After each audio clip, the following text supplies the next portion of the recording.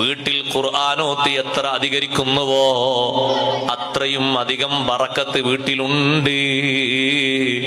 അതുകൊണ്ടാണ് സഹോദരങ്ങളെ, സഹോദരിമാരെ, വല്യുമ്മമാര് വല്യുപ്പമാര് താമസിക്കുന്ന വീട്ടിൽ ഇന്നും ബറക്കത്ത് കൂടുതലാണ്.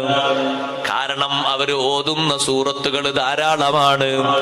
പതിവായി ഓതുന്ന സൂറത്തുകൾ ഓതാൻ തുടങ്ങിയിട്ട് പതിറ്റാണ്ടുകൾ ഏറെയായി.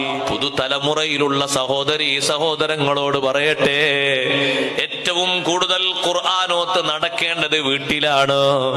അക്സിറൂ തിലാവത്തുൽ ഖുർആനി ഫീ ബുയൂതികും.